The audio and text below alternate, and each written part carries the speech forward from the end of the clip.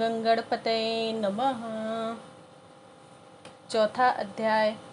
इतनी कथा सुनाकर सूत जी ने कहा, हे शौनकादि ऋषियों, नारद जी का यह प्रश्न सुनकर ब्रह्मा जी ऐसे प्रेम मग्न हुए हैं कि उनकी आंखों से अश्रुधारा बह निकली। उन्हें तन मन, स्त्री पुत्र, घर द्वार आदि किसी का भी कुछ ध्यान न रहा। बहुत देर बाद जब वे प्रकृतिस्थ हुए तब शिव शिव कहते तथा शिव जी का ध्यान करते हुए हंसकर बोले, हे नारद, तुम्हें बहुत बहुत धन्यवाद है। तुमने मेरे संपूर्ण कुल को मुक्त कर दिया है, क्योंकि तुम्हारे हृदय में भगवान सदाशिव की भक्ति उत्पन्न हुई है। इस प्रकार प्रशंसा करने के उपरांत पितामह ब्रह्मा जी ने नारद जी से कहा, हे पुत्र, मैं सर्वप्रथम अपनी बुद्धि के अनुसार भगवान सदाशिव के निर्गुण चरित्र का वर्णन करूंगा। तदुपरांत उनकी सगुण महिमा को कहूंगा। तुम्हें यह जान लेना चाहिए कि जिस समय सृष्टि का कहीं चिन्ह भी न था, उस समय भगवान सदाशिव ही निर्गुण रूप से सर्वत्र व्याप्त सच्चिदानंद स्वरूप एकमात्र परम ब्रह्म थे। वे भगवान सदाशिव सत्य एवं परमानंद रूप हैं। वे मन तथा वचन के स्वामी हैं और नाम रूप से ही हीन हैं। वे किसी के वशीभूत न तो देखने में आते हैं और न कोई उनका आदि अंत ही जानता है। वे किसी के वशीभूत न होकर संपूर्ण सृष्टि के स्वामी बने हुए हैं। वे ही मनुष्यों के कर्मों के साक्षी हैं तथा सर्वव्यापक होते हुए भी सबसे भिन्न रहते हैं।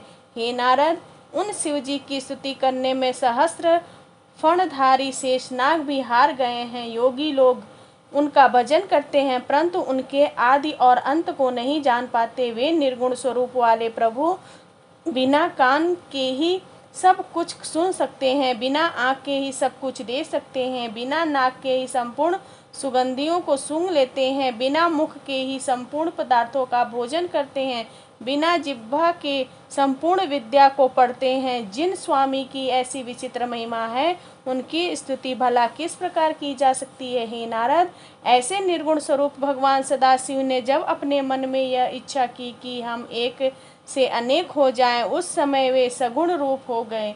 उनके निर्गुण और सगुण रूप में कोई अंतर नहीं है। उन्होंने विष्णु और ब्रह्मा को उत्पन्न किया है एवं वे ही संपूर्ण प्राणियों में प्रतिष्ठित विराट स्वरूप हैं। उनके सहस्रों नाम हैं, जिनमें शिव, शंकर, हर, नाथ, महेश, परमदेव, वामदेव, जगदीश्वर, परमेश्वर, परमात्मा, ब्रह्मा, गिरीश, शंभु, सदाशिव, अनीश, विबुध, पार्वतीपति, चक्री, त्रिशूलपाणि, ईश्वर, सुखदाता, अनादि, अनंत, सर्व आदि संसार में अधिक प्रसिद्ध है। वे भगवान सदाशिव ब्रह्मा एवं विष्णु द्वारा मान प्राप्त करते हैं। संपूर्ण सृष्टि को उत्पन्न करने वाले तथा भक्तों को आनंद प्रदान करने वाले वे भगवान उमापति ही सूर्य, चंद्रमा आदि सहस्रों गुणों से भरी हुई संपूर्ण सृष्टि एवं ब्रह्मा, विष्णु तथा रुद्र के उत्पन्न करता है। इस प्रकार भगवान सदाशिव अपने सहस्रों नाम से संपूर्ण लोकों में प्रसिद्ध हैं। हे नारद, अब तुम उन त्रिशूलपाणि भगवान शिव के उस सगुण स्वरूप का वर्णन सुनो, जिसको स्मरण करने से ही संपूर्ण पाप नष्ट हो जाते हैं। अपने सगुण स्वरूप में वे मस्तक पर जटाजूट एवं गंगा जी को धारण किए हैं। उनके भाल पर चंद्रमा की कला एवं धनुषाकार त्रिपुंड विराजमान है। वे कानों में कुंडल पहने हैं और सूर्य, चंद्रमा तथा अग्नि के समान 3 नाल नेत्रों को धारण किए। उनका प्रभात कालीन सूर्य के समान पहला मुख पूर्व की ओर रहता है तथा दूसरा मुख दक्षिण की ओर। उनके कंठ में 3 लकीरें हैं। उस कंठ में विराजित हलाहल की श्यामता भक्तों के मन को अनायास ही हर लेती है। वे अपने गले में मुंडों की माला धारण किए रहते हैं और हाथ में त्रिशूल लिए रहते हैं। उन्हें कोई चतुर्भुज और कोई पंचमुख कहता है। कईयों ने उन्हें 10 भुजाधारी भी कहा है। वे अपने उन हाथों में भिन्न भिन्न प्रकार के शस्त्र लिए रहते हैं। उंगलियां भी सुकोमल एवं अरुण प्रभायुक्त है। ऐसे संपूर्ण कलाधारी भगवान सदाशिव के पवित्र स्वरूप का स्मरण बड़े बड़े तपस्वी तथा मुनिजन निश्चल भाव से किया करते हैं।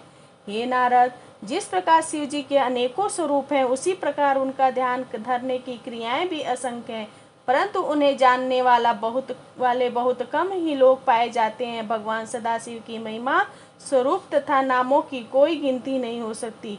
वेदों का नाम भी न जानने वाले गज और गणिका जैसे असंख्य महापापी मूर्खों ने जो मुक्ति प्राप्त की, उसका एकमात्र कारण यही है कि उन पर भगवान श्री त्रिशूलपाणि ने स्वयं ही कृपा कर दी थी। ऐसे दयालु गिरजापति की महिमा का वर्णन कौन कर सकता है। हे नारद, भगवान सदाशिव ने ही अपने आनंद के निमित्त शिव शक्ति को प्रगटा था, अर्थात भगवान त्रिशूलपाणि के तेज द्वारा ही महाशक्ति का जन्म हुआ है।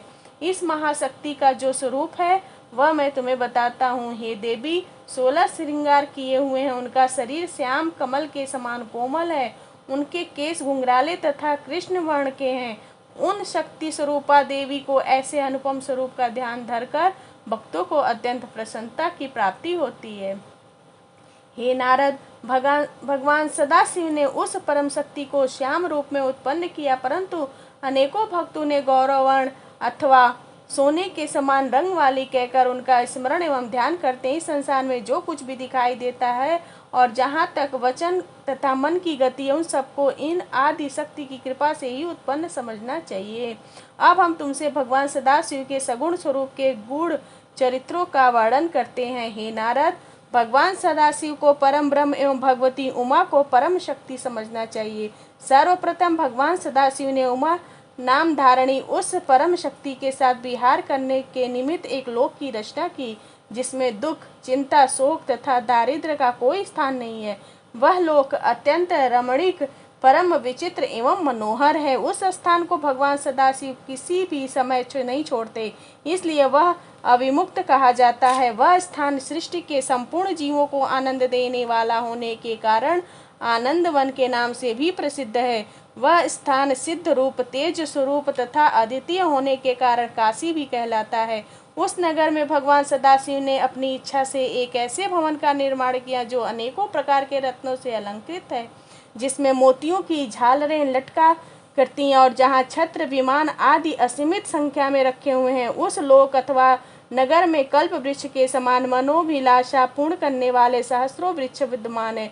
उस भवन को भगवान सदाशिव ने अपनी आदि शक्ति सहित सुशोभित किया। उन्होंने परम शक्ति को संबोधित करते हुए कहा, हे प्रिय, यह लोक अत्यंत उत्तम, परम पवित्र एवं प्रसन्नता प्रदान करने वाला है, अतः यह मुझे तथा तुम्हें अत्यंत प्रिय है। यहाँ किसी भी प्रकार के दुख का कभी प्रवेश न हो सकेगा। जो मनुष्य यहाँ पहुँच जाएगा वह नरक के दुखों से मुक्त हो जाएगा।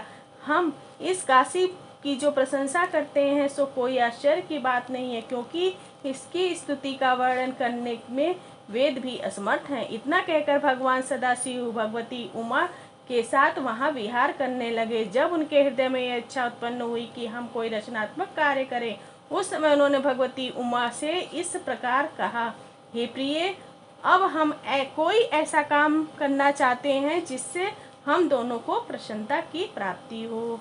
ओम नमः शिवाय।